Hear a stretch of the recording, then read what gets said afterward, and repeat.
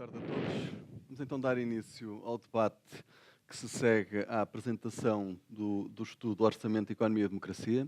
Quero começar por congratular os autores, em particular o coordenador, o professor Abel Mateus. E o debate que agora se vai seguir não é uma discussão do livro em si, mas a discussão, no fundo, do processo orçamental, tendo o livro como motivação. E penso que da apresentação que foi feita e do debate que se seguiu, ficaram aqui muitas ideias que certamente poderemos desenvolver agora. Para esta discussão, temos a professora Nazaré Costa Cabral, que é professora associada da Faculdade de Direito da Universidade de Lisboa, uma especialista em finanças públicas, em particular nas questões de federalismo financeiro. O doutor Hélder Reis, que foi secretário de Estado do Orçamento, e que é neste momento assessor para as questões de política orçamental e financeira da Presidência da República. O professor Miguel Santobin, que é professor catedrático do ISEG e é vogal do Conselho de Finanças Públicas, e o professor Manuel Meirinho, que é o presidente do Instituto Superior de Ciências Sociais e Políticas da Universidade de Lisboa, professor catedrático nessa instituição e um especialista em ciência política. Nós vamos começar por uma intervenção inicial de cada um dos quatro elementos que estão nesta mesa. Seguir-se-á uma discussão a partir aqui da mesa, obviamente com a participação da audiência. E a sequência vai ser da minha esquerda para a direita. Muito obrigada. Posso começar? Sim, sim. Muito obrigada. Antes de mais nada, os meus agradecimentos aos autores. Enfim, queria saudar de facto o projeto. Acho que é um projeto muito válido, muito interessante e, de facto, com um conjunto de estudos da maior qualidade e relevância. E também o convite, naturalmente, para estar aqui hoje, sinto-me muito honrada. Eu, uma vez que tenho, de facto, existem restrições temporais, vou fazer apenas algumas considerações sobre as 3 ou 4 dimensões fundamentais com que nós podemos olhar para o orçamento do Estado. Curiosamente, aquela que é a dimensão mais rigorosa e mais específica é, porventura, aquela que é menos interessante hoje e talvez menos importante, e é um bocadinho instrumental em relação às outras duas. A primeira dimensão é, então, a de olharmos para o Orçamento do Estado enquanto instituição. E aqui, de facto, estamos a pensar essencialmente no Orçamento do Estado como estrutura, como formato, que, de alguma maneira, acomoda as receitas e despesas públicas. Obviamente que esta dimensão mais formal, mais institucional, obriga a olhar essencialmente para as regras, que são as regras de feitura do Orçamento do Estado, para as regras de preparação do Orçamento do Estado, para os aspectos processuais, o processo orçamental, mas também para tudo o que são regras orçamentais de natureza formal. Por outro lado, esta perspectiva obriga a olhar para o Orçamento do Estado do ponto de vista de estrutura, portanto, como uma estrutura. E aqui podemos naturalmente discutir diferentes modelos, diferentes técnicas de orçamentação e desenhar um modelo de orçamento que, de alguma maneira, pode ir ao encontro de diversos modelos, diversas técnicas. Uma opção entre modelos bottom-up ou top-down de orçamentação pública, a opção entre orçamentos de meios por oposição a orçamentos de fins ou resultados, modelos de rúbrica orçamental ou de programação orçamental, os chamados orçamentos de programas, e, eventualmente, um modelo de orçamentação de desempenho. Relativamente a esta primeira dimensão, temos que olhar, essencialmente, para as regras constitucionais que estão concretizadas nos artigos 105 e 106 da Constituição, que são regras que versam justamente sobre esses aspectos mais formais, mais procedimentais do Orçamento do Estado. Como eu digo, esta primeira dimensão é talvez instrumental em relação a outras 2 ou 3 dimensões que hoje, de facto, ganham preponderância. De facto, no passado, os estudiosos das finanças públicas estavam muito concentrados nessa primeira dimensão mais formal, mas hoje, de facto, o acento tónico desviou-se para as outras 2 ou 3 dimensões a partir das quais podemos olhar para o orçamento. E numa segunda dimensão, o orçamento aparece como infraestrutura acomodatícia de políticas públicas que, por sua vez, também hão de concretizar imposições constitucionais. Neste caso, podemos dizer que o Orçamento do Estado é uma interface entre despesa e receita, que por sua vez tem subjacente um conjunto de políticas geradoras de despesa pública, com particular destaque para as políticas sociais, e do outro lado as políticas que são geradoras de receita, e com particular destaque aqui o caso das políticas fiscais. Ora bem, obviamente que quando olhamos para esta dimensão já não é o orçamento no sentido estrito do termo que está em causa. Isto obriga-nos de facto a olhar para as regras que existem do ponto de vista da Constituição, mas também outras regras de direito ordinário, e que enquadram justamente estas políticas que depois estão na base quer da despesa, quer da receita pública. E temos que observar aquilo que nos diz o legislador constituinte, nomeadamente quanto à concretização dessas mesmas políticas sociais. Portanto, aí o nosso foco de análise deve centrar-se naquilo que é o programa constitucional, quanto à concretização dessas mesmas políticas. E, já que há pouco falava, nomeadamente nas políticas sociais, temos que nos concentrar naquilo que dispõe o legislador constituinte a respeito da segurança social, no artigo 63, a respeito da saúde, no artigo 64, a respeito da educação, nos artigos 73 a 75 e por aí fora. Da mesma maneira, quando olhamos para as políticas fiscais, o nosso foco é o programa constitucional que está concretizado desde logo nos artigos 113 e 104 da Constituição. Posso dizer que, de facto, a Constituição portuguesa, pela sua origem histórica, é uma Constituição rica a este respeito, é uma Constituição fortemente garantística, é uma Constituição que consagra um conjunto de normas programáticas muito significativas, que aponta para um programa de concretização de direitos sociais de forma muito intensa e muito efetiva.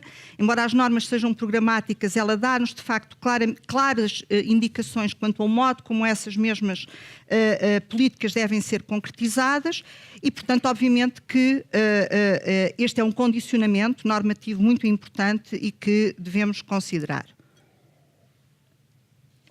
Depois, temos então uma terceira dimensão, que é o de olharmos para o Orçamento do Estado enquanto instrumento para produzir efeitos orçamentais, financeiros e até, em última análise, efeitos económicos.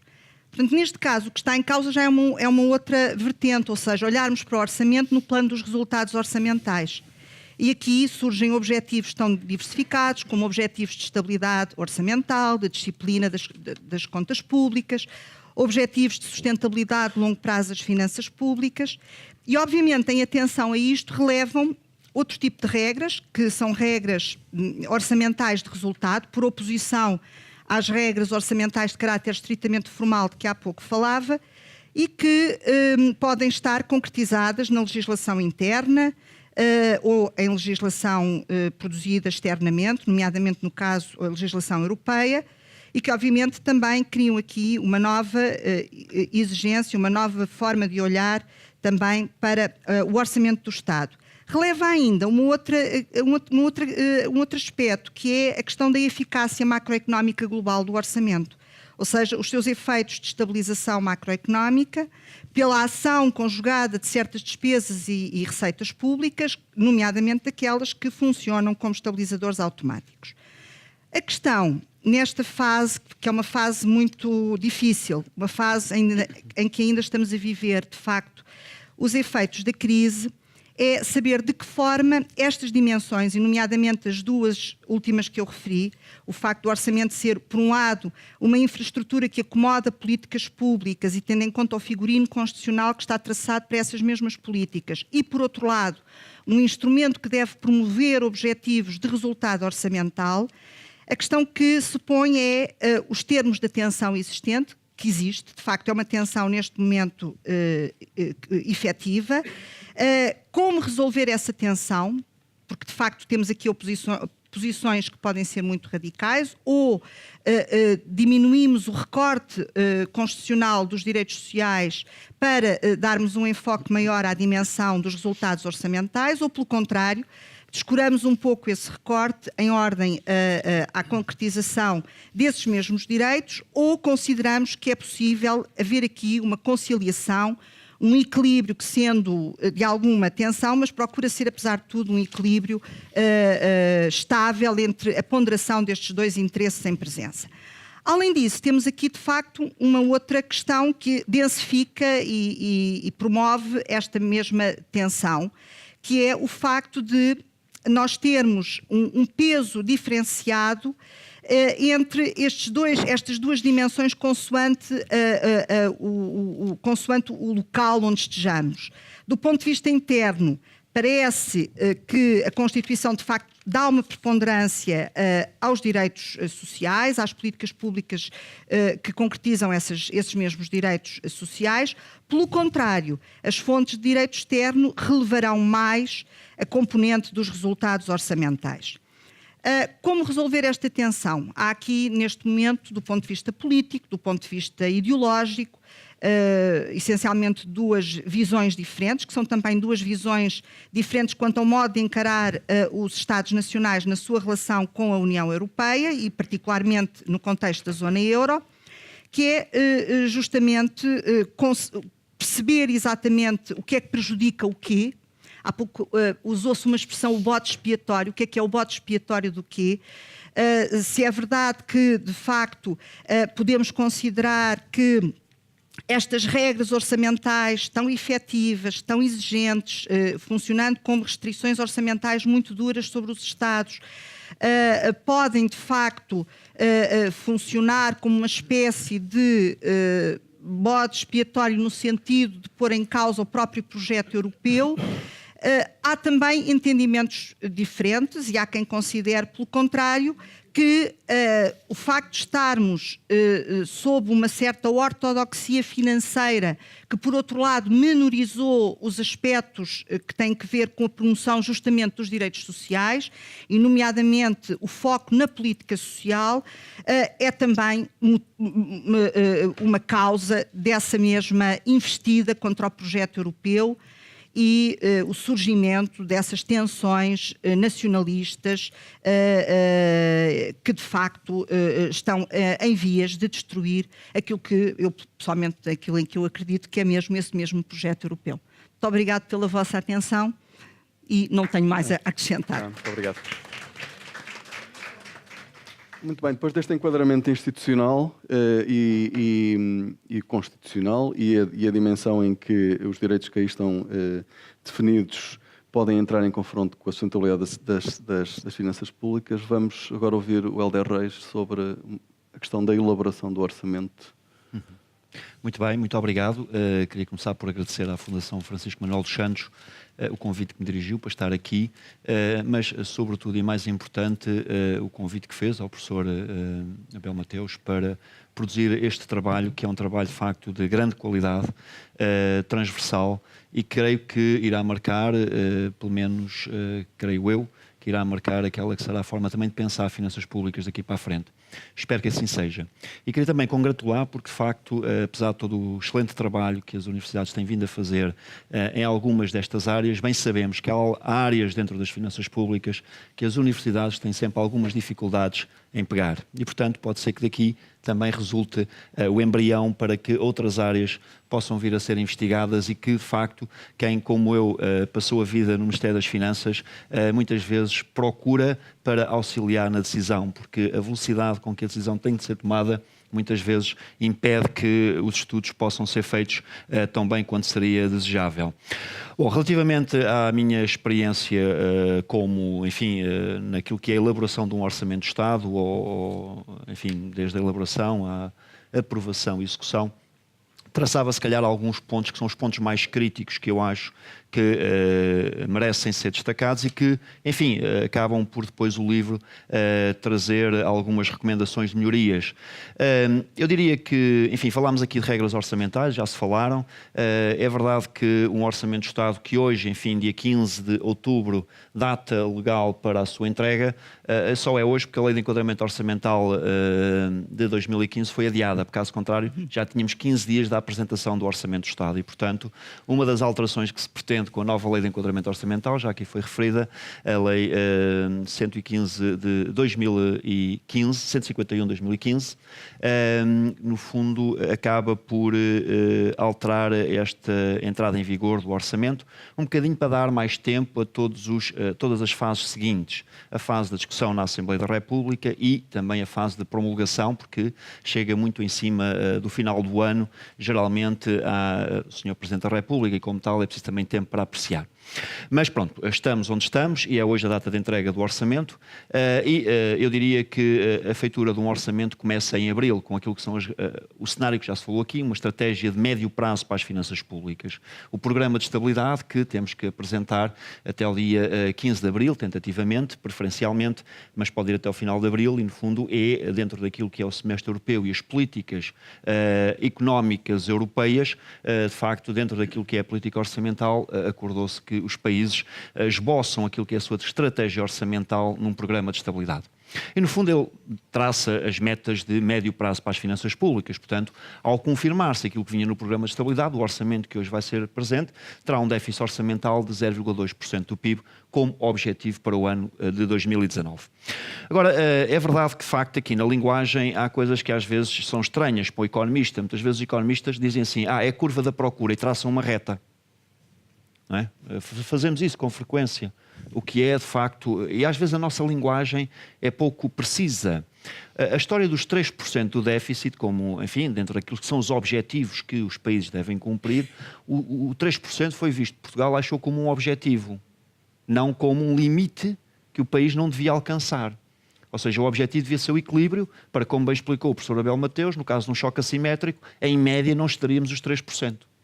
Mas o problema é que eu acho que toda a gente viu os 3%, e a conversa que se vai tendo e que se vai ouvindo é de que, mas nós estamos, de facto, tão longe de 3%, porque é que não aumentamos a despesa ou porque é que não reduzimos a receita? Bom, é um julgamento que, à luz da leitura que eu faço dos 3%, está errado, mas também posso estar errado nessa leitura.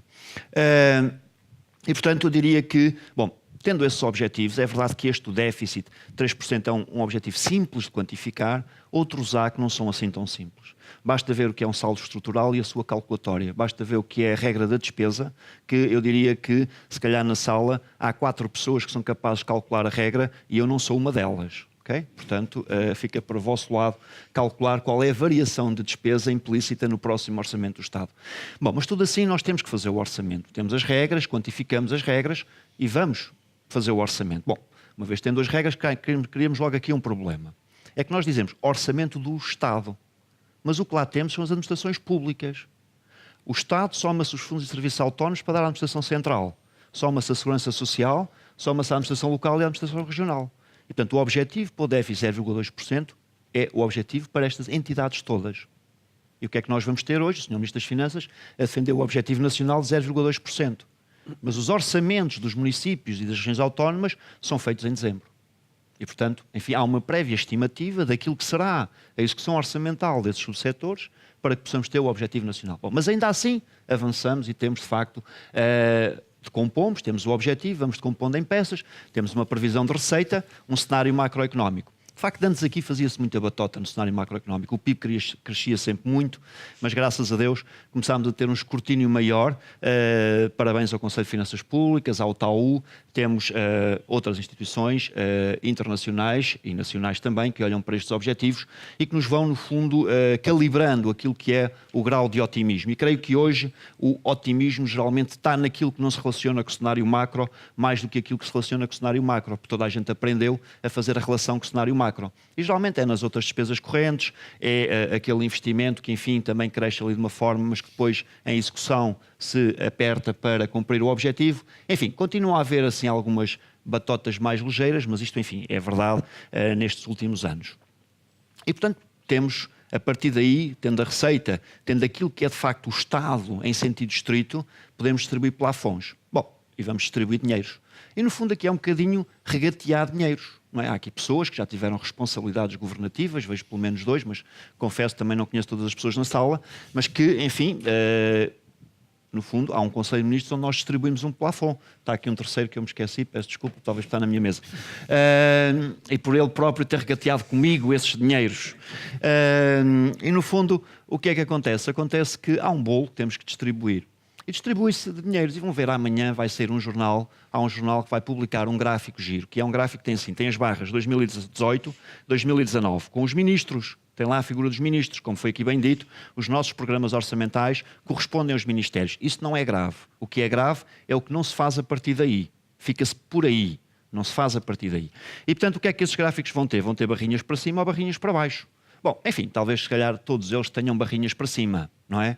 Porque, enfim, isto de facto a receita está a crescer bem, temos um ano propício a um conjunto de fatores que são simpáticos e, portanto, significa que se calhar todos têm as barrinhas para cima. Mas caso não tivesse, havia um ministro, que era aquele que tinha a barrinha para baixo, o ano passado calhou, creio que o da saúde, o ano anterior calhou a outro, no ano anterior calhou a outro, portanto não estou a falar deste governo, estou a falar de todos para trás, porque este gráfico apareceu todos os anos para trás, e no fundo depois a discussão é porque é que aquele ministério tem menos dinheiro. Então o ministro vai explicar à Assembleia da República, não, eu até tenho mais dinheiro. Como se de facto o que fosse importante fosse ter mais dinheiro. E o que é importante no período que nós vivemos, quando nós falamos em objetivos, em regras e por aí fora, é dizer assim, não, o senhor tem o mesmo dinheiro fazer a mesma coisa, fazer mais coisas. Ou com um bocadinho menos fazer as mesmas coisas. Que é a eficiência que o professor Abel Mateus aqui referiu. E eu acho que é nesse caminho que nós devemos lutar. Agora, para isso é importante o quê? É importante que efetivamente haja um verdadeiro orçamento por programas. Cada vez que nós damos dinheiro, o ministro X diz assim, eu tenho mais 6 milhões de euros. Mas ninguém lhe pergunta, e o que é que vai fazer com 6 milhões de euros? É isso que deve ser perguntado. Porque apenas, só esse escrutínio é possível que todo o debate que se segue seja um debate sério sobre estas matérias. Caso contrário, são as medidas avulso, como nós estamos a ver agora de há 15 dias a esta parte. Ora é as propinas, ora é as pensões, ora é os salários, ora é... Bom, mas depois de distribuir tudo isto, vêm as cativações. Afinal o ministro tinha 6 milhões, mas afinal o ministro das Finanças diz que ele só tem 2. Então, mas ele em Conselho de Ministros andou lá a regatear, precisava daqueles 6 milhões para fazer alguma coisa. Mas de repente já não tem aqueles 6 milhões, tem 2 milhões. Bom, então mas como é que eu faço para usar os 4 milhões? Vai ao Ministério das Finanças. Então quem é a responsabilidade setorial? É do Ministro das Finanças ou é do Ministro setorial? É o Ministro da Economia, ou da Energia, ou do Ambiente? Quem é que vai responder por não fazer? Bom, quer dizer, se não lhe dou o dinheiro para ele fazer, ele não pode fazer. Bom, no fundo, tudo isto porquê? Porque nós vimos chegar a um momento em que disséssemos assim, muito bem, qual vai ser o acréscimo de dinheiro para a educação para combater o insucesso escolar em 2%, em 4%, em 5%? Qual é que vai ser o dinheiro para a saúde para combater a hepatite C em 10%, 15%, definir métricas?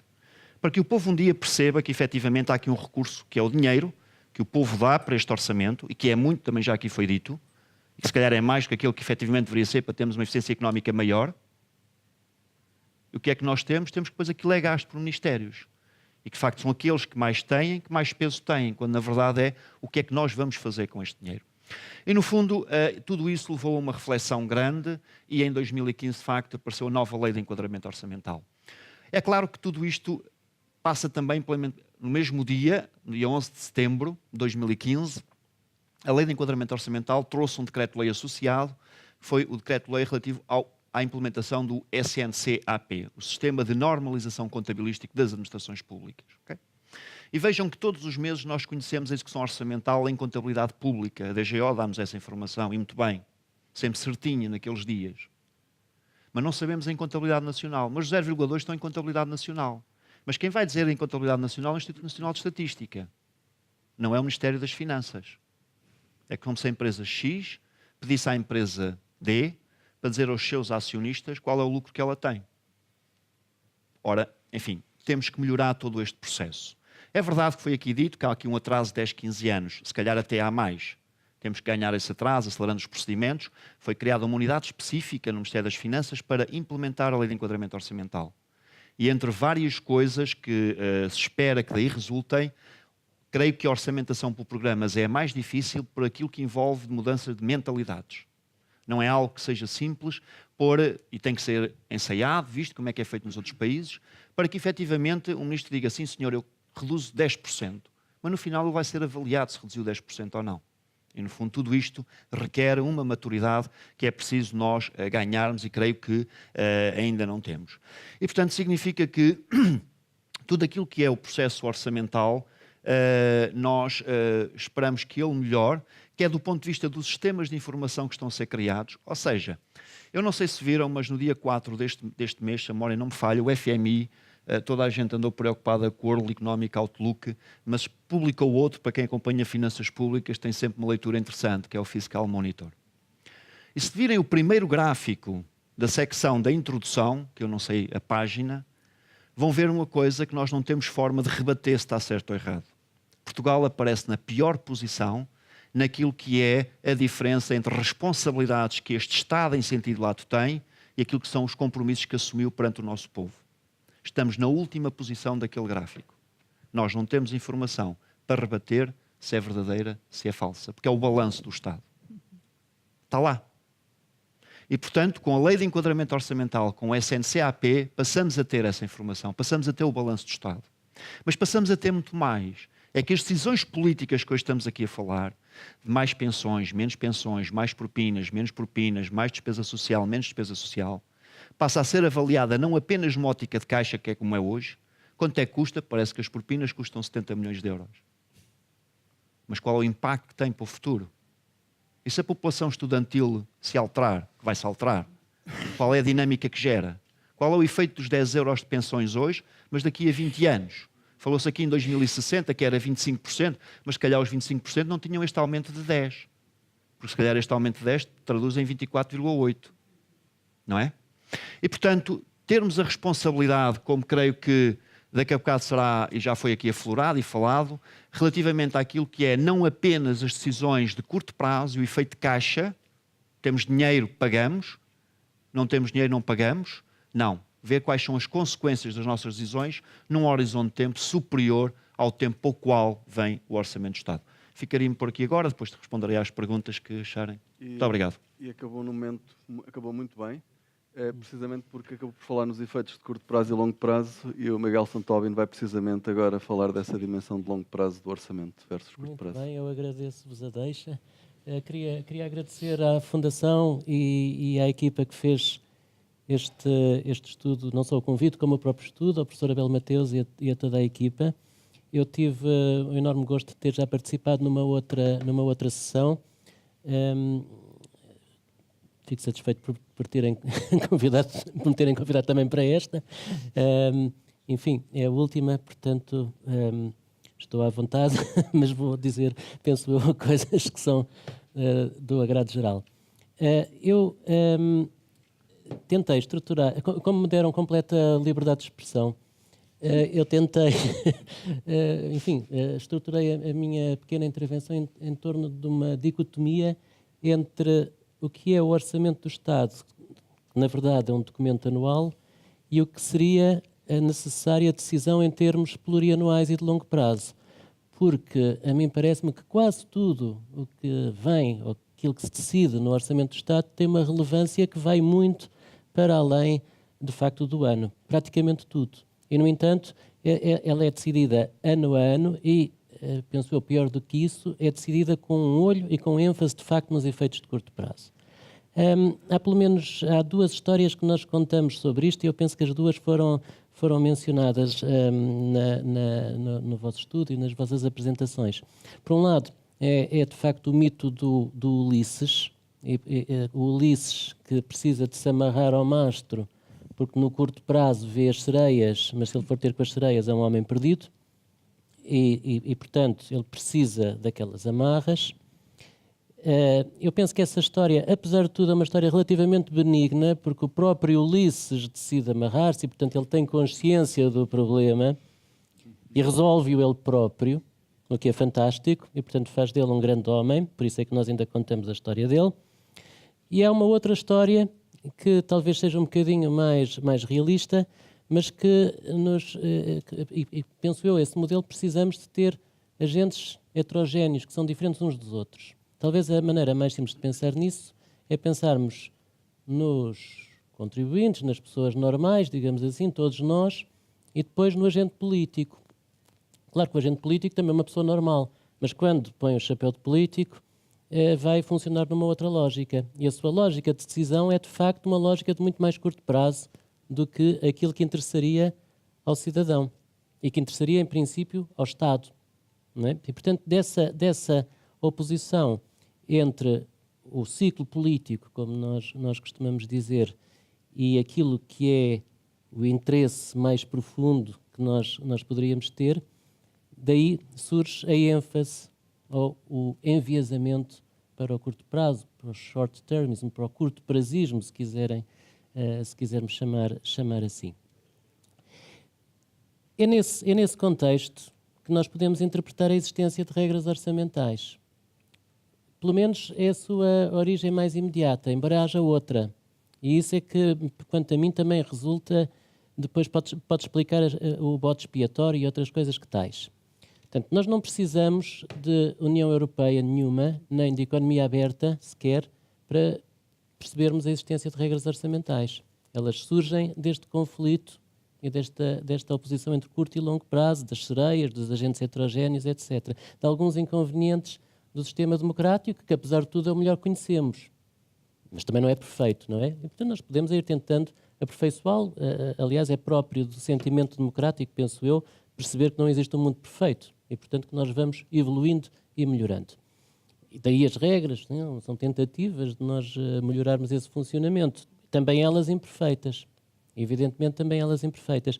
As regras são apenas umas regras, são como, na minha, assim, uma comparação, são um bocadinho como certos testes clínicos que nós podemos fazer, não é? Para ver se estamos doentes ou se não estamos doentes, e muitas vezes há testes que também não são perfeitos, dão falsos positivos, dão falsos negativos, e portanto haverá até algumas atuações que cumprem as regras e não são verdadeiramente de disciplina orçamental.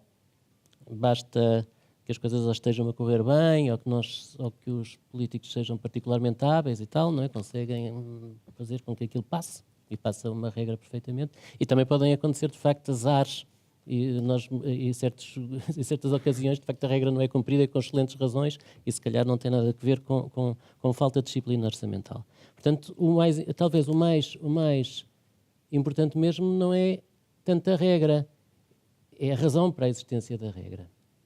E, portanto, é numa sociedade como a sociedade portuguesa nós percebermos que há boas razões para a disciplina orçamental. Depois a regra vem depois.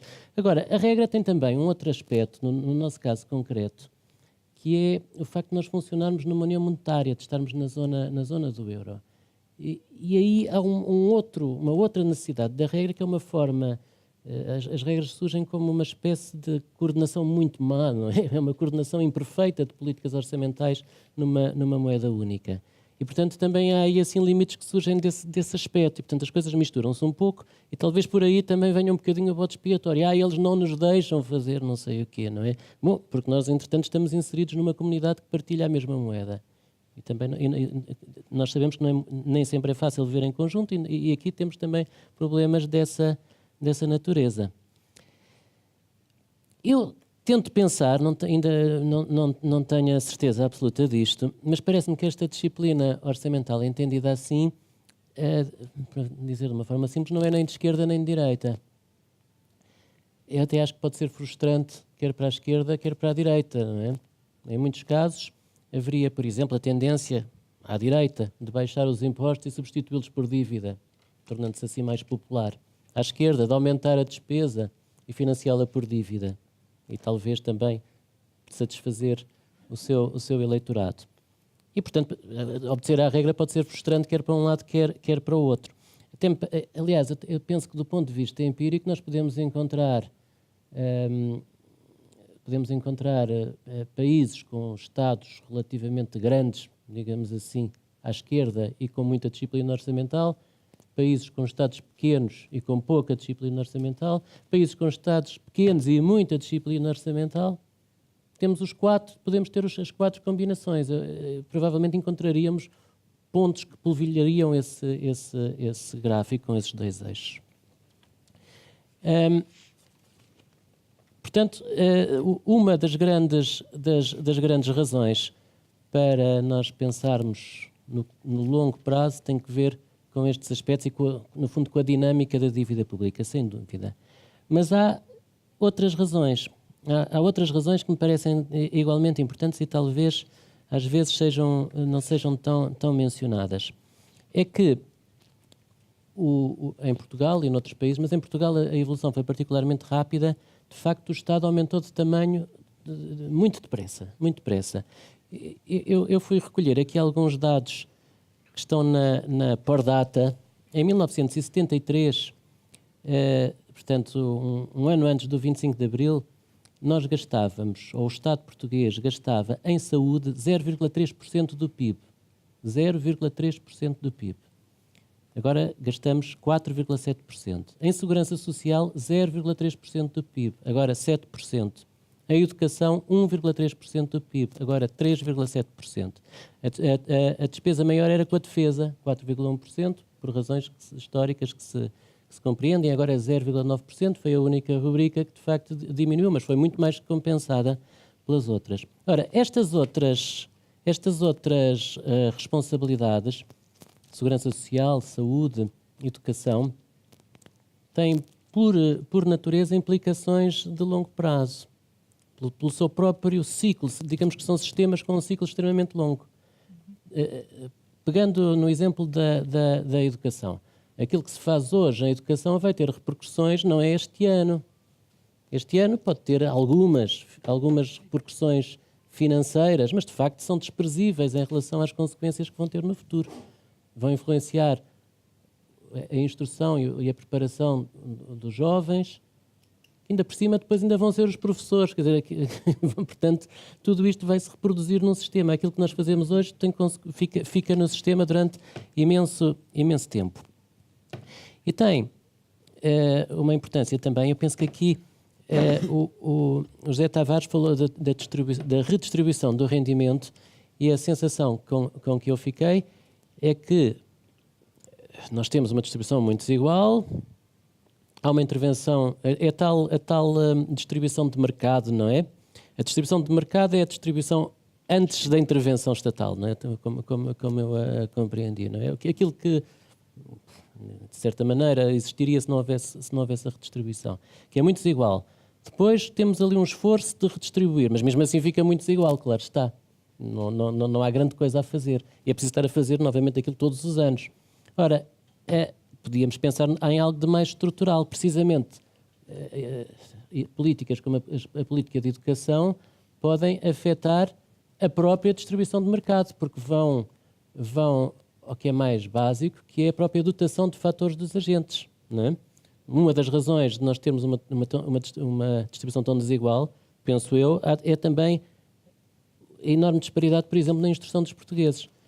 O professor Abel Mateus notou isso logo de entrada, e é completamente verdade.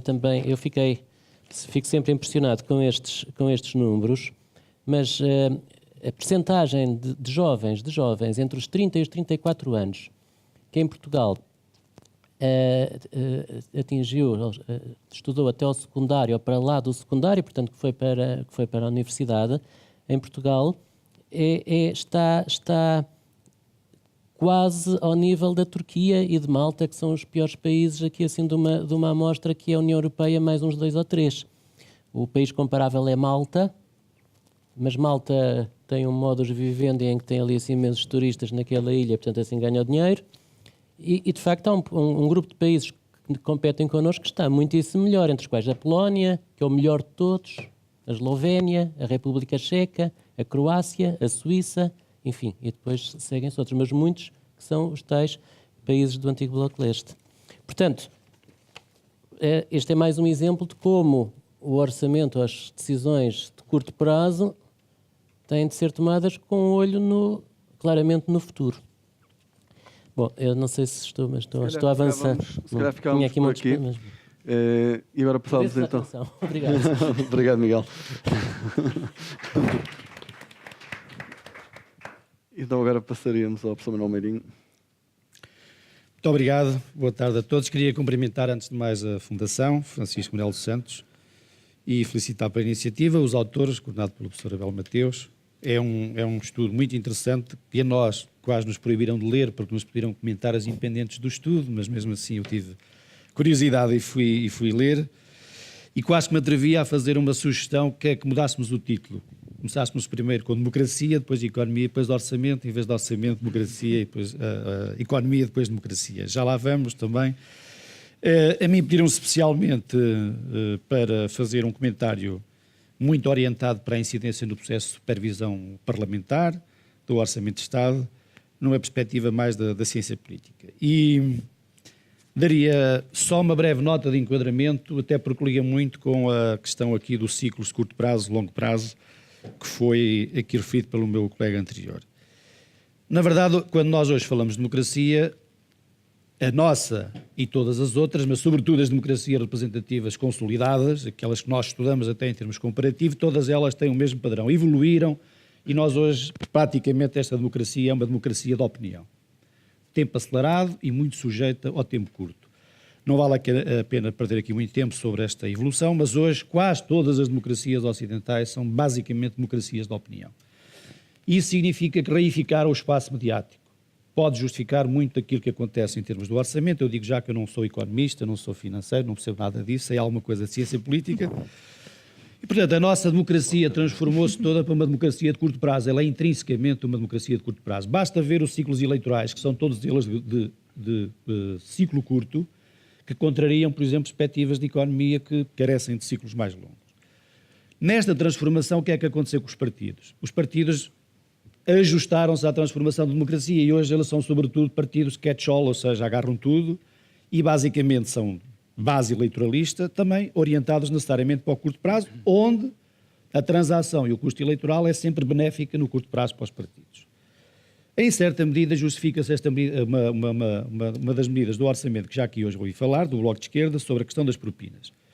Na verdade, as propinas valem 2 deputados. Ou seja, se bem aproveitado do ponto de vista do custo eleitoral, em alguns ciclos eleitorais valem 2 ou 3 deputados, depende do custo médio por deputado, que em alguns casos é muito baixo, basta ver Lisboa e Porto, que tem um custo baixíssimo por deputado, basta fazer uma conta, 47 deputados a dividir pelo número de eleitores médio em Lisboa, vão ver que em Lisboa aquilo que nós chamamos a cota de eleição de um deputado é 1,5, basta compararem com, por exemplo, Porto Alegre, que tem uma cota de alto, é preciso 25% dos votos para eleger um deputado. E, portanto, o custo é baixo. E porquê? Porque não, é fácil diminuir as propinas, vai ser difícil tornar aumentá-las. Eu ainda me recordo do que é que passou a Manuela Ferreira Leite, na altura que aumentou as propinas, e, portanto, este é um exemplo em que o custo de transação nos partidos que nós hoje temos, nestas democracias, e o jogo e o ajustamento que fazem, digamos, ao curto prazo. O que é que acontece também com os parlamentos, para chegar aos parlamentos? Os parlamentos, na verdade, transformam-se na exata medida desta democracia da opinião. Se já em boa parte eles eram boas, eu quando digo boas é no sentido até positivo, são essencialmente caixas de ressonância dos diretórios partidários. E sempre foi assim. O Parlamento, no início, a transformação dos parlamentos eram estruturas muito diferentes.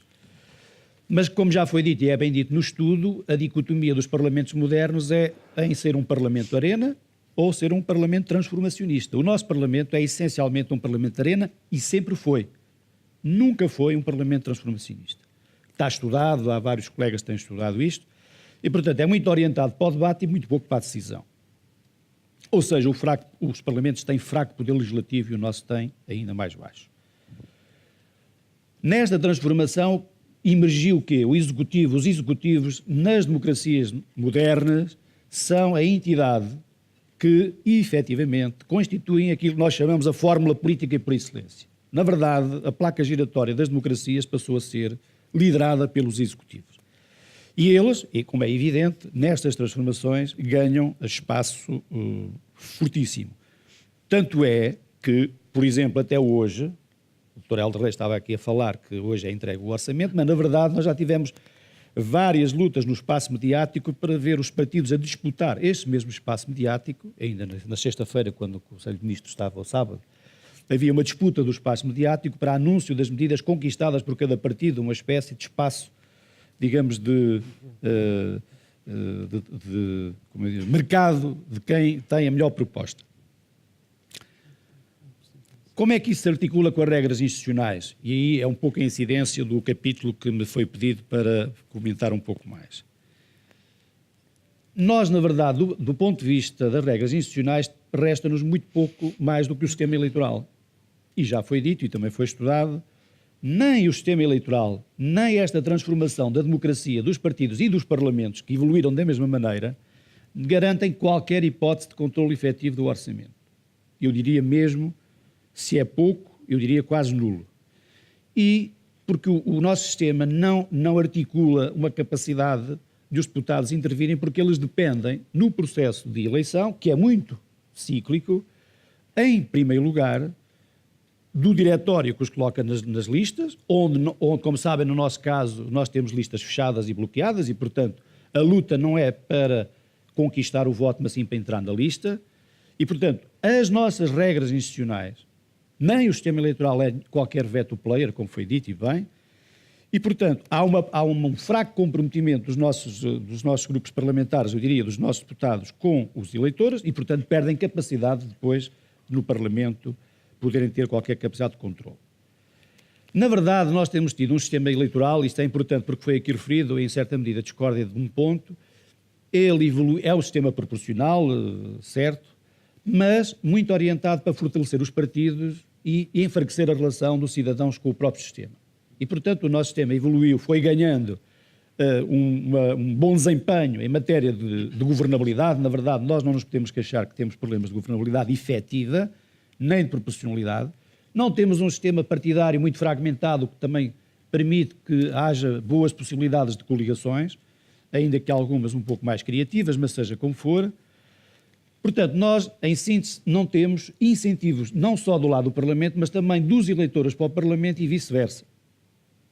No fundo, o que é que a democracia tem como regra básica? Criou a chamada regra da eleição. Mas, na verdade, a eleição política não torna nem a democracia mais democrática. A única coisa que a eleição faz é tornar a democracia possível e permitir que o pessoal político seja selecionado. É a única coisa que praticamente a eleição faz. E, portanto, basicamente, a eleição política dentro do quadro democrático está preparada para a seleção do pessoal político e, portanto, ela não tem em si grandes instrumentos que permitam depois as funções de fiscalização e de controle.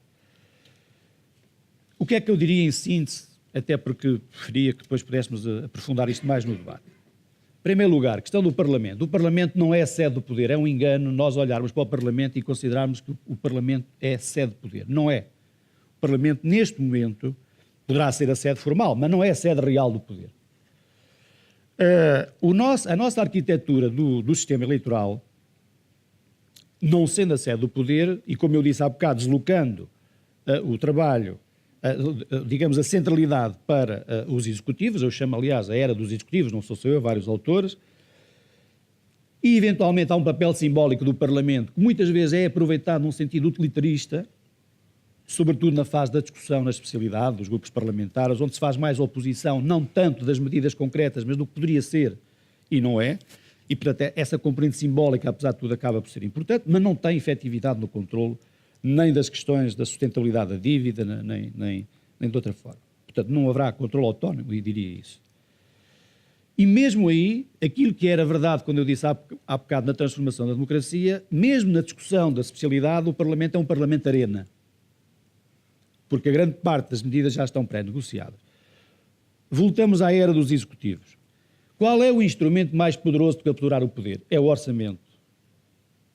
O maior instrumento que um governo tem, que um executivo tem, é um orçamento, do ponto de vista da captura do exercício e da manutenção do poder.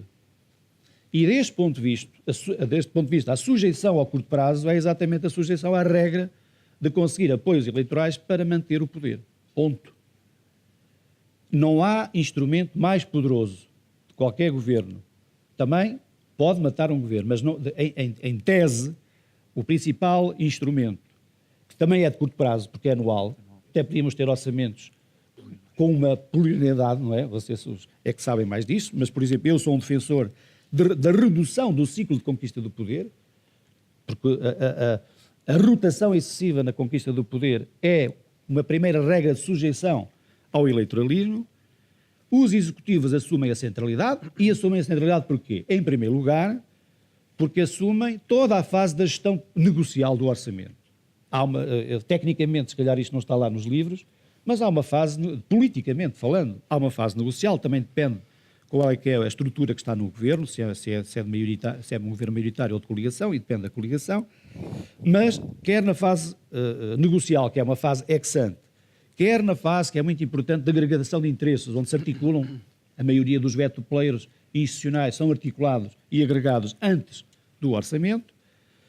Na parte da articulação preventiva também, porque grande parte, se a forma política é esta, o governo vai fazer tudo para quê? Para que o orçamento passe.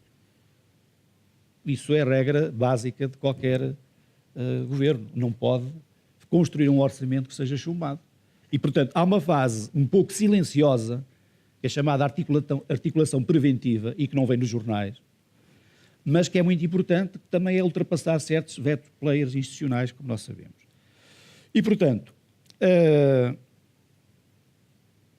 em síntese, como eu acho que é totalmente improvável que haja uma mudança de regras institucionais, ou seja, não é expectável que haja alteração destas regras estruturais, nem do sistema eleitoral. Já andamos há 40 anos a discutir a alteração ao sistema eleitoral e ainda não se fez uma alteração a não ser a redução do número de deputados, no caso da Assembleia da República. Como qualquer alteração depende do acordo entre os dois maiores partidos, esse acordo implica cálculo de custos e benefícios para perceber quais são os efeitos de médio prazo no sistema, do ponto de vista do eleitorado. Eu diria que nos próximos anos não temos qualquer mudança de regras institucionais. E os cidadãos também não têm qualquer capacidade. Os cidadãos considerados individualmente, porque temos uma cultura política, apesar de tudo, com baixa intensidade e pouco pressionante para os resultados e, por exemplo, para dimensões de sustentabilidade, diria, e vou um pouco ao contrário daquilo que os autores, não querendo comentar de longe, que é muito improvável que, por via das mudanças destas regras institucionais no sistema político, porque ele tende a ser protegido, há uma razão que explica o facto de nós não termos mudanças no sistema eleitoral, e, portanto, haverá como uma proteção das estruturas políticas que já têm esta característica para que o sistema se mantenha. Porque imaginemos que nós alteramos o sistema para círculos uninominais, como muita gente defende.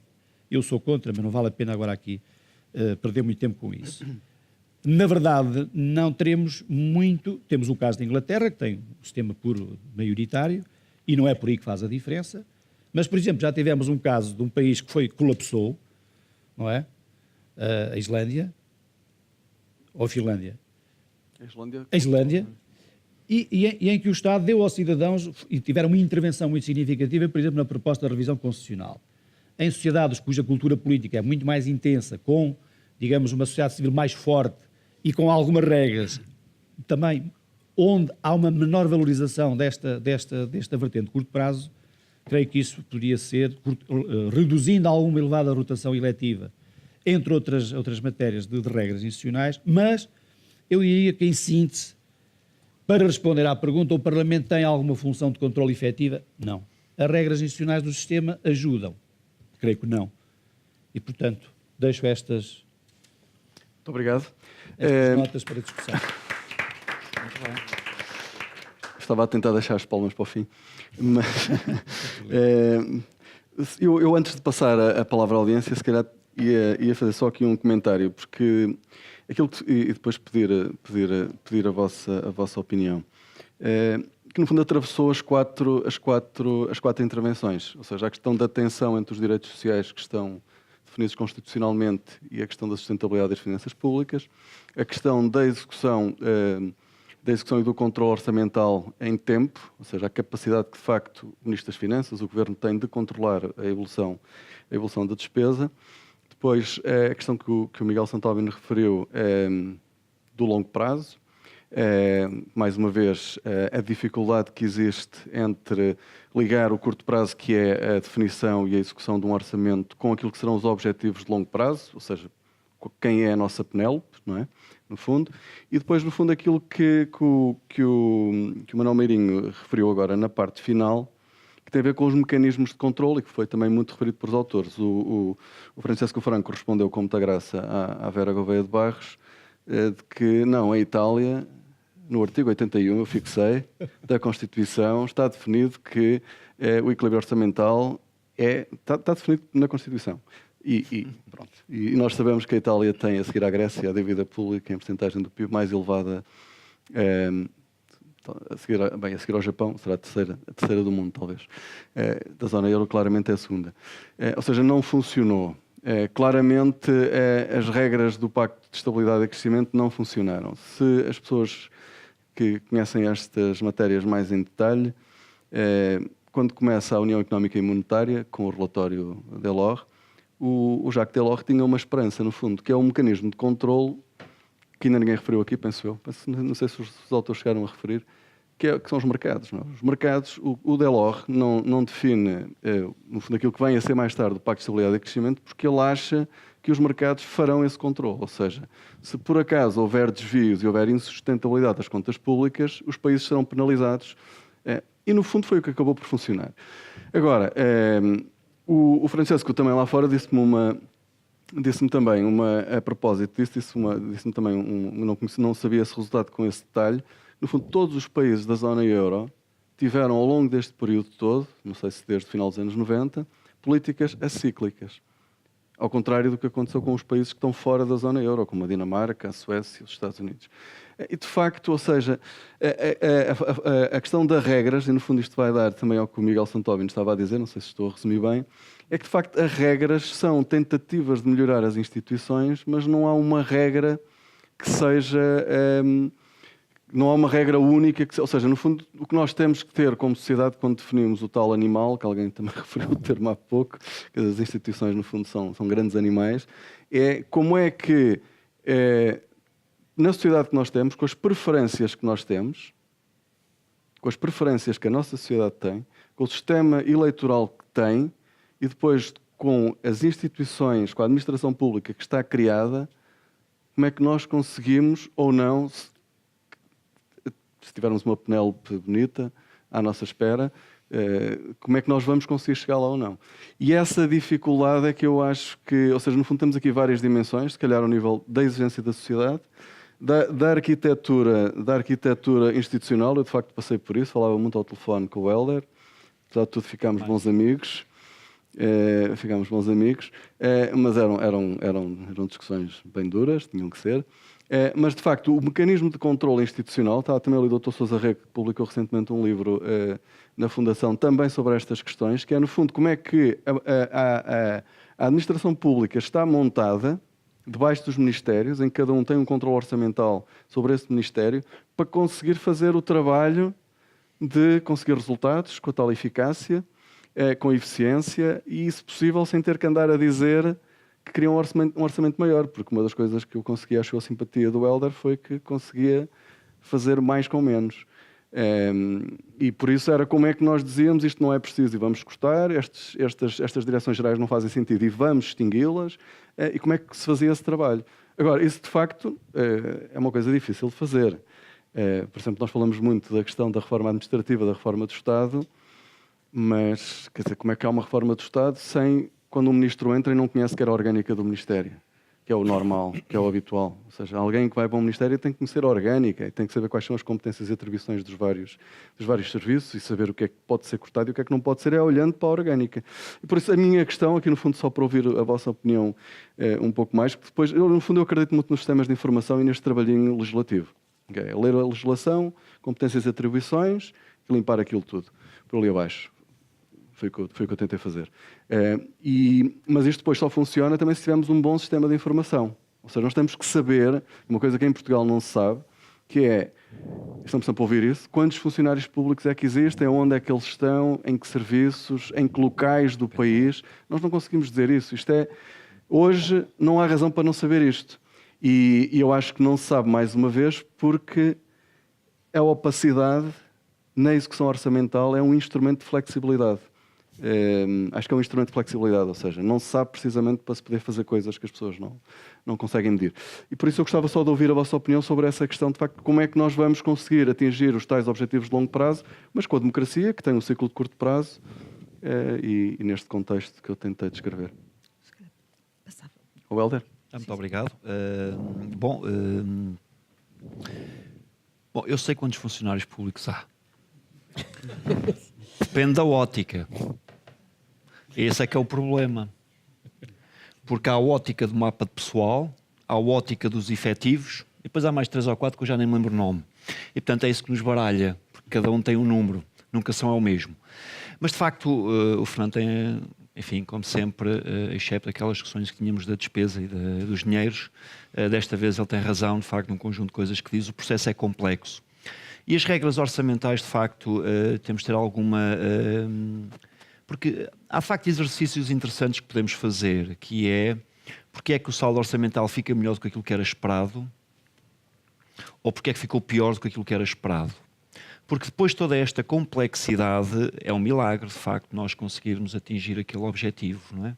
Porque muitas coisas mudam, porque a incerteza é grande, porque, de facto, a própria monitorização em si, há um conjunto de instrumentos do Ministério das Finanças, os próprios áreas setoriais também os têm, mas a questão é que definimos objetivos para subsetores, não é? Eu recordo-me, por exemplo, um dos episódios que eu tive de difícil gestão dentro do Ministério das Finanças foi quando, de repente, reparei que a conta da administração local tinha sido sobreestimada em 200 milhões de euros.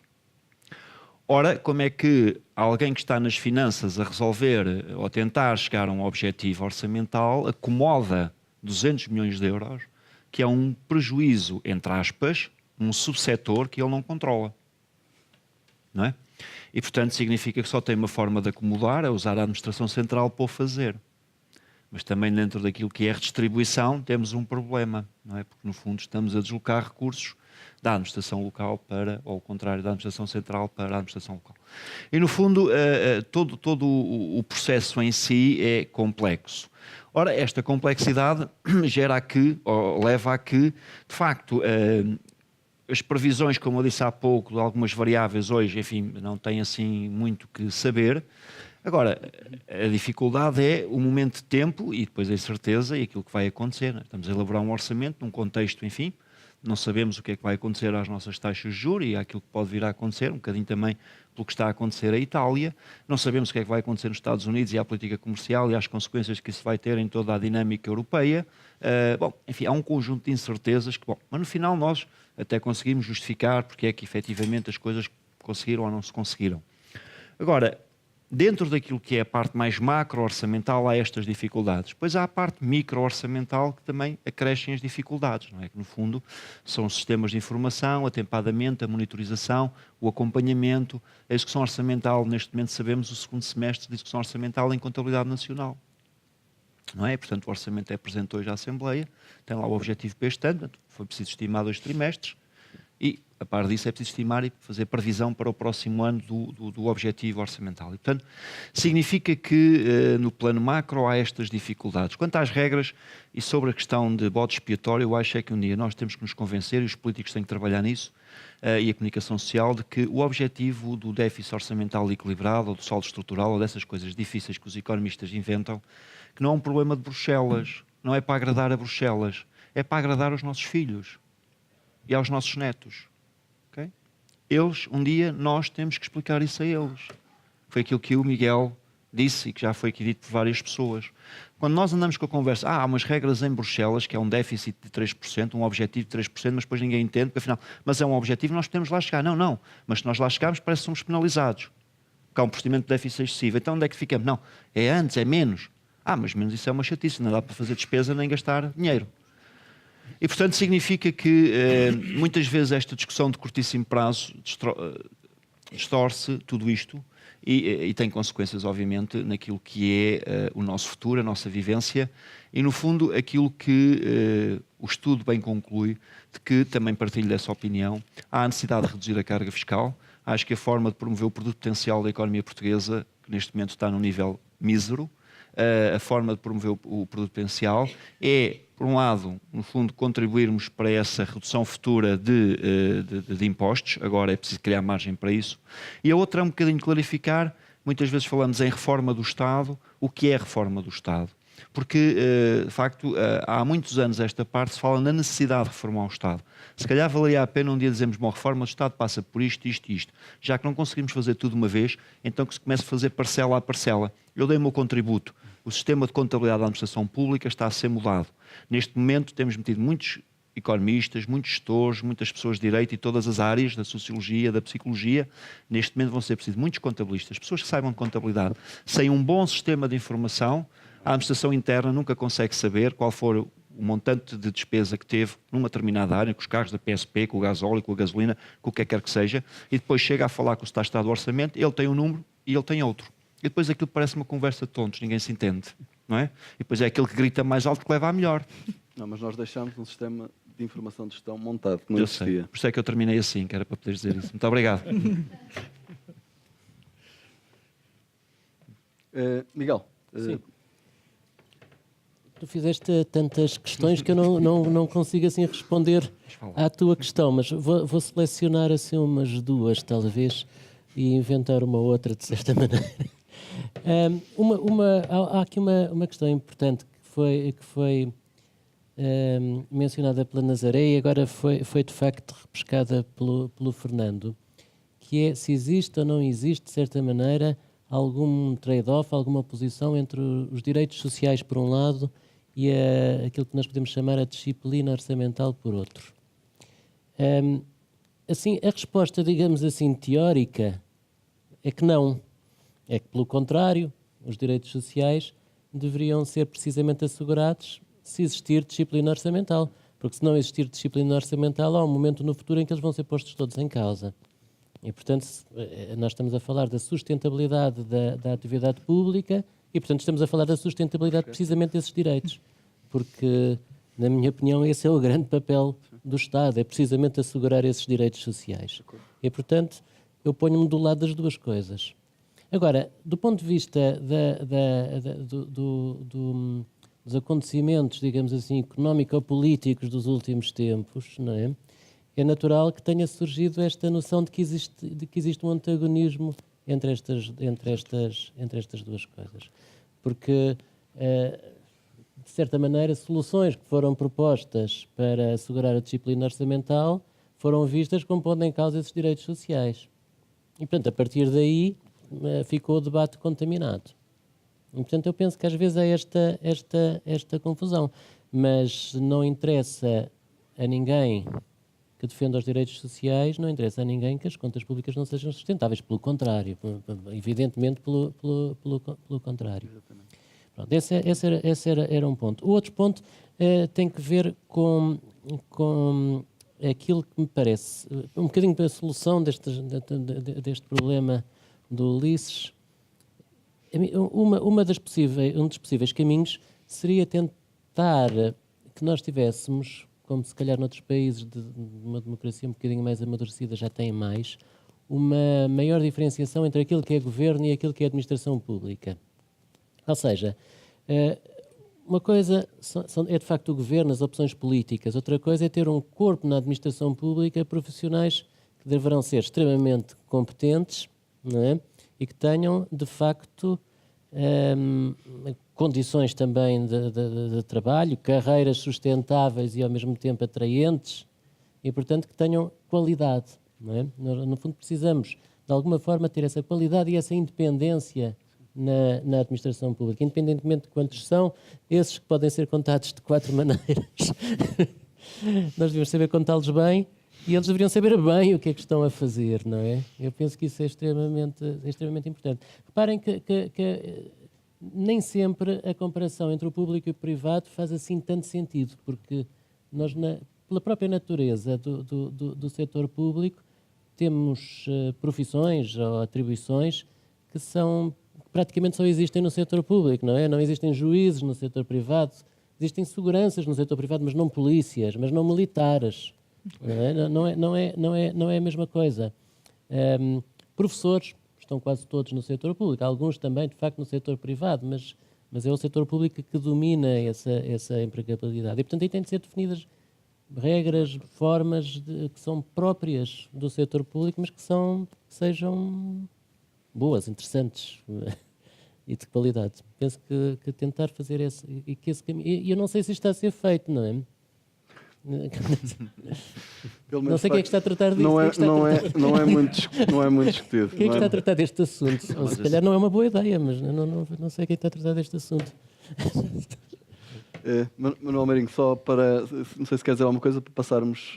Então, se calhar passávamos ao Sr. Henrique Neto.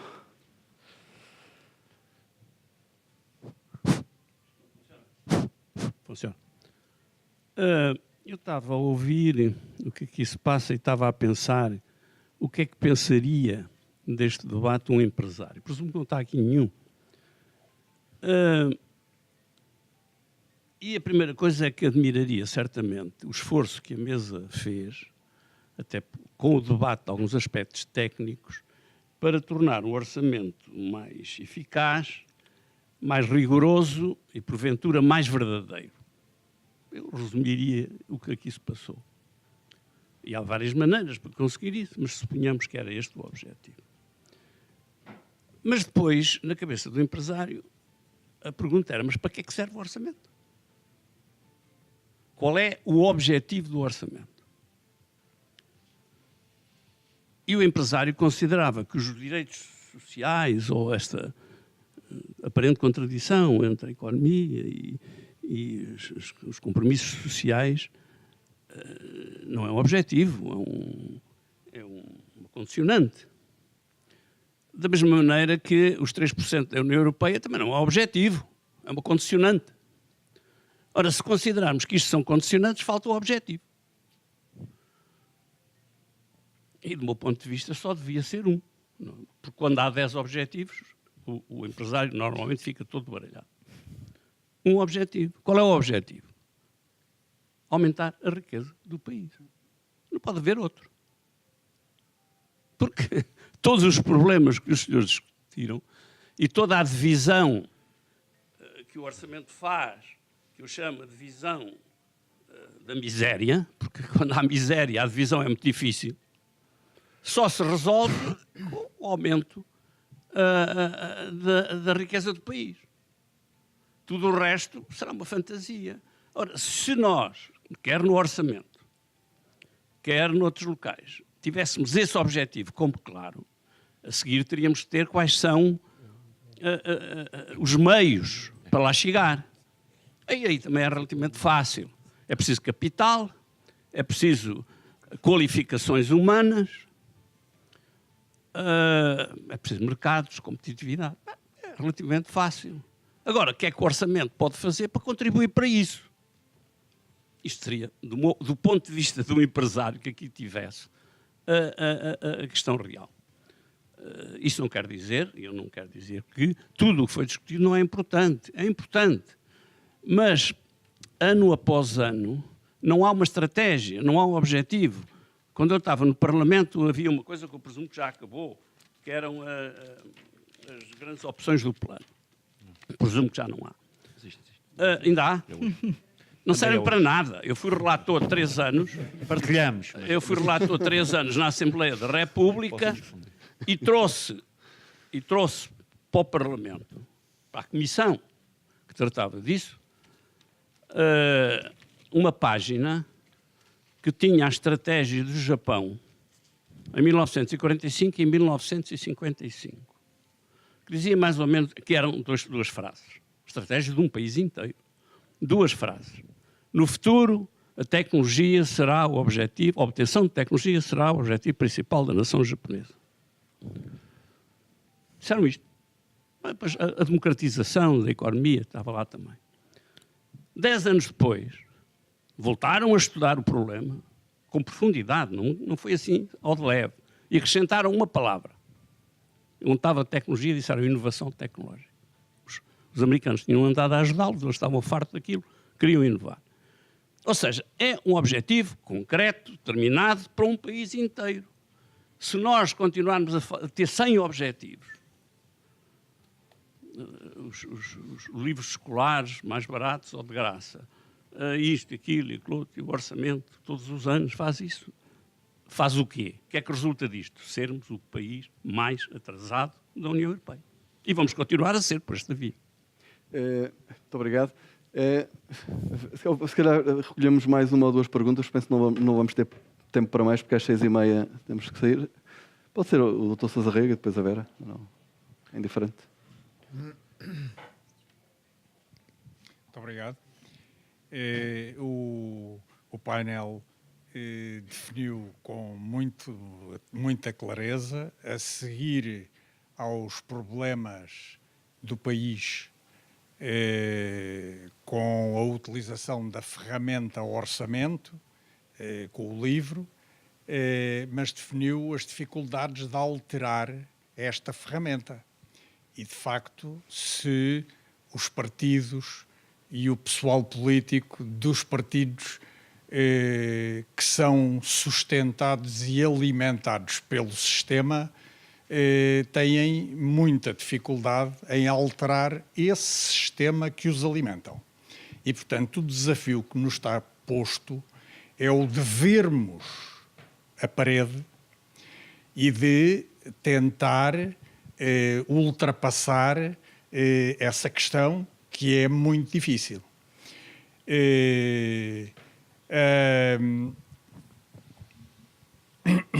Relativamente às regras, as regras existem, como já foi dito, mesmo internamente, porque nós não vivemos sozinhos e o país tem rivalidade com outros países. E, portanto, é um problema de disciplina interna e de formação de opinião pública. Agora, temos de aproveitar todas as oportunidades existentes. E eu permito-me sublinhar duas. A primeira é o Estado cumprir os propósitos legais a que se comprometeu. É inaceitável que o sistema de normalização contabilística das administrações públicas continue a ser adiado. Tivemos o chamado POC-P durante 15 anos em vigor e nunca entrou na administração pública.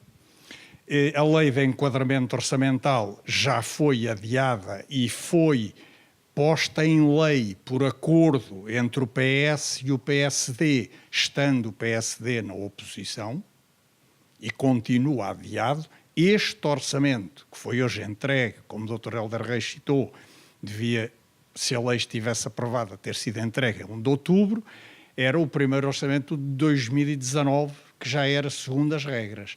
E como a lei é de 2015, deu 4 anos, ou 3 anos e meio, de antecedência para nos prepararmos. E agora estamos a adiar. Para onde é que isto vai? Portanto, se isto é um Estado de Direito, o adiamento sucessivo dos compromissos postos em lei pelo próprio Estado é alguma coisa que os cidadãos têm de passar a penalizar. O segundo foi o que acabou de citar, é a distinção entre administração pública e governos. A relação atual é de captura, já se viu, os próprios, não é um problema só nosso, e, portanto, o Executivo captura a administração, também captura o próprio Parlamento, mas a valorização da capacidade da administração como instrumento para levar à prática as políticas dos governos, que são nomeados, dos sucessivos governos, pode transformar a administração de um problema numa solução ou num apoio à solução. Agora, o desafio que nos está posto é de saber encontrar onde pôr o pau na engrenagem. Muito obrigado.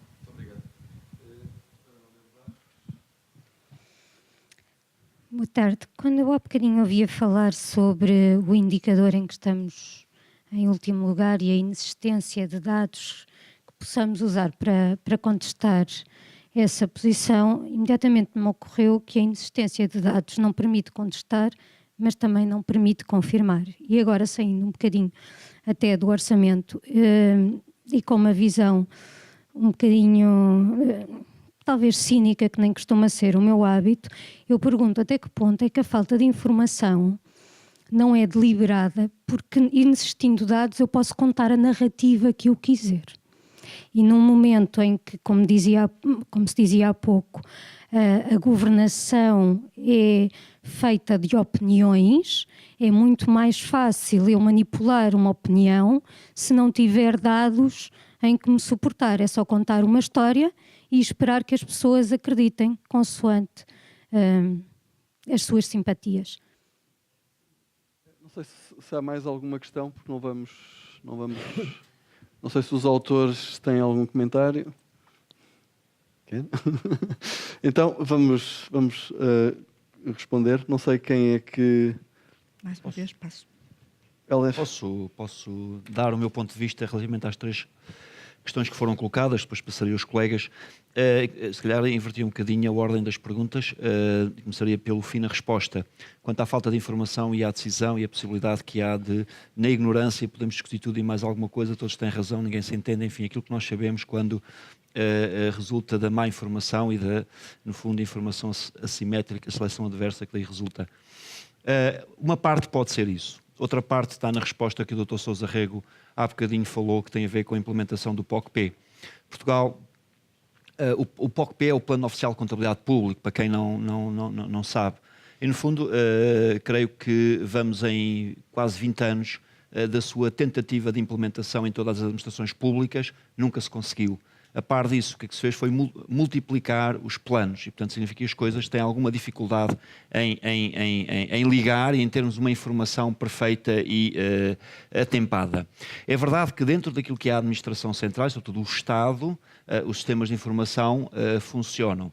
Tem a ver muitas vezes é a forma como os próprios serviços, eles próprios, criam os seus sistemas de informação para irem acompanhando a execução orçamental e levar depois, enfim, ao Ministério das Finanças para discutir. E aí sim haverá diferenças, mas pronto, é o resultado depois daquilo que é a dinâmica que cada serviço tem. Por exemplo, a administração interna, que era onde o Fernando esteve na altura em que fomos colegas de governo, tinha uma área departamental que lhe preparava atempadamente toda a informação e vinha ter comigo e discutia. Eu, graças a Deus, tive com todos os colegas a sorte de todos me trazerem informação, uns melhor, outros pior, era o que cada um tinha, e podermos gerir as dificuldades que houve no momento de forma bastante apaziguada.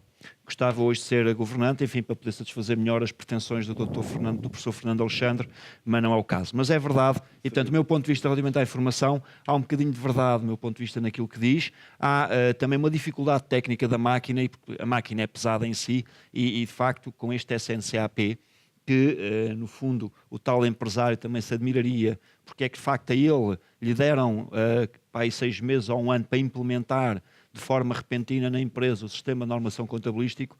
Ao Estado é dado 2 anos, um período de caducidade, e continua a adiar a sua implementação. E, portanto, o Dr. Sousa Rego tem toda a razão. De facto, isto em casa de Ferreira Espeto de Pau, não é? E, portanto, significa que não faz muito sentido andarmos a adiar do Estado quando o Estado impõe, de facto, cumprimento obrigatório a todos os outros. E, portanto, eu diria que quando tivermos um sistema de normação contabilística, o que é que se espera? Espera-se, de facto, no fundo, uma das alterações da Lei de Enquadramento Orçamental foi aquilo que nós designamos agora de contabilidade pública. Tem 3 contabilidades em simultâneo.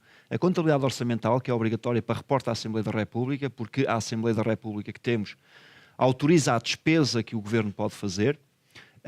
Temos uma contabilidade financeira, assente naquelas que são as regras contabilísticas das empresas no accrual, e depois temos uma contabilidade de gestão que irá alimentar a elaboração dos programas orçamentais. Qualquer movimento feito dentro da administração pública alimenta todas estas óticas ao mesmo tempo. Portanto, não há um acréscimo portanto, há uma chave multidimensional em que cada registro contabilístico alimenta automaticamente estas 3 contabilidades.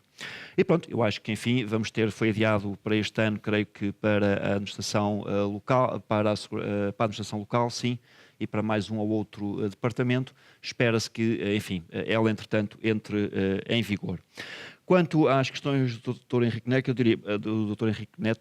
eu diria, relativamente às GOPs, elas existem, mas de facto o sentimento é que partilhou sobre o documento é partilhado por praticamente todas as pessoas. É verdade que as GOPs tiveram as grandes opções do plano. O prazo de entrega é exatamente também hoje.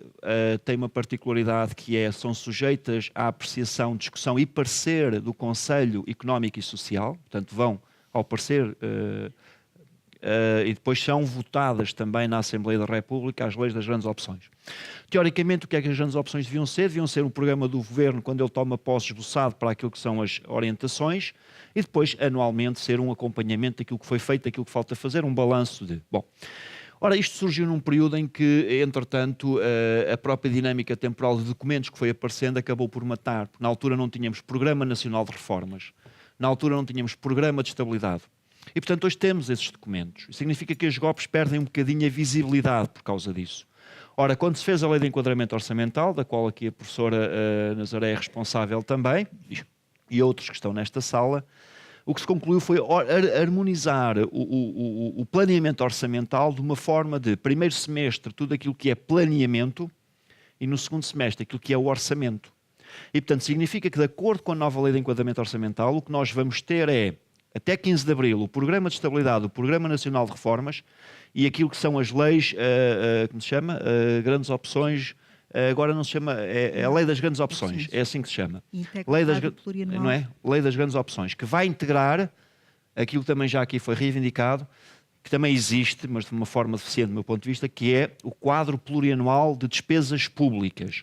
Nós agora o que temos é o quadro plurianual de programação orçamental. O que é que muda de uma coisa para outra? O quadro plurianual de programação orçamental limita limites de despesa para o Estado e a Administração Central. Aquilo que nós vamos ter... e um outro pormenor, que é aquilo que, de facto, enfim, é uma linguagem que o empresário também ia ficar um bocadinho arrepiado, que era fugia do país. Que é apenas a despesa que é financiada por receitas gerais. Que a conversa é esta. Imagine, vamos dar aqui um responsável por uma instituição do ensino superior, embora, enfim, todos eles estejam ligados, mas conheço melhor aqui o professor, e a questão das propinas, que já foi aqui referido. Se todas as instituições do ensino superior fossem financiadas apenas por propinas, as propinas são, de acordo com o RGES, receitas próprias das universidades. Portanto, significa que nesse mapa aparecia lá universidades, despesa zero. Porquê? Porque são receitas próprias, portanto, não há despesa naquele mapa. O que se pretende com o quadro plurianual de despesas públicas é que apareça lá o limite de despesa, sejam elas financiadas por receitas próprias, sejam elas financiadas por receitas gerais. E isso não impede que as universidades possam continuar a subcontratar, a ganhar projetos, como aconteceu aqui, que a Fundação Francisco Manuel dos Santos continua a pagar às universidades para fazer trabalhos de excelência como estes e outros que já fez no passado, porque pode orçamentalmente fazê-lo. E, portanto, relativamente aos objetivos, já foi aqui parafraseado, creio que pelo professor... Ajudem-me, por favor. Abel Mateus, peço desculpa. O seguinte, de facto, quando nós olhamos a política económica, na qual a política orçamental é um ramo da política económica, geralmente vamos buscar alguns autores que nos dizem, enfim, quais são os objetivos desta intervenção do Estado na economia. Falou no Musgrave, aí muito bem, no fundo são 3 objetivos essenciais. A promoção da eficiência, da equidade e a estabilização macroeconómica. E, portanto, estes são, no fundo, aqueles que nos parecem ser, de facto, os principais objetivos da intervenção, seja num orçamento de Estado, seja num outro documento qualquer, na política económica, seja orçamental, monetária, cambial ou de rendimentos e preços. Bom, o que acontece é que, de facto, a questão do crescimento económico deve ser um objetivo e ele resolve muitos dos nossos problemas. Agora, temos associado a isso também um problema de redistribuição que foi aqui bem falado já também no livro, ou seja, o empresário sim tem um problema que é o crescimento da empresa dele, mas não está preocupado em quem é que vai pagar nas pensões dos trabalhadores que ele lá tem, não é? E nós temos que pensar na sede onde estamos, naquilo que é a redistribuição, porque depois vimos que, de facto, há pessoas que até trabalham, têm um emprego, há pessoas que não trabalham, não têm emprego, e é preciso alocar dinheiro de um lado para o outro. E, portanto, significa, de facto, que o crescimento deve lá estar como objetivo, que é a promoção da eficiência, otimizar os recursos e promover o produto potencial. A par disso, é a redistribuição de rendimento gerado e depois, enfim, a estabilização. Quando a política orçamental tem margem, como também aqui já foi provado, não conseguimos no passado gerir política orçamental para que ela pudesse ser usada de uma forma que deveria ser usada em períodos de recessão económica. Muito obrigado. Muito obrigado, Helder. Já passei porque é que tinha dificuldade em negociar com ele. Não era fácil. Muito obrigado. Não era fácil. É só uma nota muito rápida, estamos no final dos trabalhos. Mas eu, dentro da minha perspectiva, pergunta, o que é que nós estamos aqui hoje a discutir? Isto a propósito da questão que levantou. Na verdade, estamos a discutir o próximo orçamento. há um problema na democracia que eu falei de prestação de contas. Não vamos aqui abordar porque não temos tempo, mas nós nunca discutimos o orçamento que passou. Discutimos sempre o orçamento que aí vem. E um dos problemas da mediocracia é exatamente reificar o que aí vem, simplificando. Eu não concordo com o excesso de simplificação, percebo que do lado do empresário, mas isso para a democracia é fatal. A hipersimplificação, pois o eleitor consome a baixo custo e é fácil, entre aspas, comprá-lo com medidas eleitoralistas. Mas este problema é um problema fundamental. Vocês não veem um minuto hoje nos meios de comunicação social a debater o que passou para trás. Como é que eu tiro isto? Andamos há 3 meses a discutir o orçamento que aí vem, vamos passar um ano a discutir esse orçamento, mas não avaliamos o para trás. Portanto, temos aqui um problema de prestação de contas, que era interessante aqui colocar, mas já não temos tempo, que é também um dos déficits que deveríamos considerar, porque se o cidadão tem um custo de transação da informação que é totalmente assimétrico com o governo, nem tem os poderes que os executivos têm para manipular, entre aspas, a informação. E, entre outras coisas, a forma como hoje se faz na simplificação para passar nos meios de comunicação social e a complexidade que se exige na gestão de todas estas regras, há uma espécie de 2 mundos que chocam. Quer dizer, se um cidadão comum estivesse hoje aqui neste debate, sairia daqui exatamente como entrou. E não lhe demos nenhum incentivo para votar de forma mais estruturada. Nem selecionar e fazer as avaliações políticas quando vai votar naquilo que será o orçamento que mais sustenta, passa o pleonasmo, a sustentabilidade do país. Vai votar, se lhe baixaram as propinas, serão 50 mil alunos só na nossa universidade, porque nós temos 50 mil alunos, portanto estão a ver, entram cerca de 12 a 13 mil por ano, e portanto o aluno não vai pensar na sustentabilidade das propinas, porque o dia que nós precisarmos de as aumentar, não conseguimos, ponto. Da esfera pública do combate com os alunos, por exemplo, numa subida de propinas, é sempre negativa para nós, vamos perder a guerra. Isto compromete no futuro o país do ponto de vista da sustentabilidade. Miguel, para terminar? Só para terminar, é uma observação em relação a algo que a Vera Barros disse e que me parece ser extremamente importante, que é a ideia de que nós temos opiniões, mas que essas opiniões nunca se baseiam em algo que é verdadeiramente provado, digamos assim. E também muitas políticas públicas são também, na verdade, determinadas desta forma. Nós, no nosso país, eu penso que nós não acreditamos verdadeiramente no estudo. Não me parece que nós acreditemos verdadeiramente no estudo. Nós partimos sempre do princípio que o estudo tem uma motivação qualquer estranha e que o indivíduo que fez o estudo tem umas segundas intenções. Exato. É quase sempre assim. Eu fiquei qualquer coisa com aquilo. E isso não é necessariamente assim.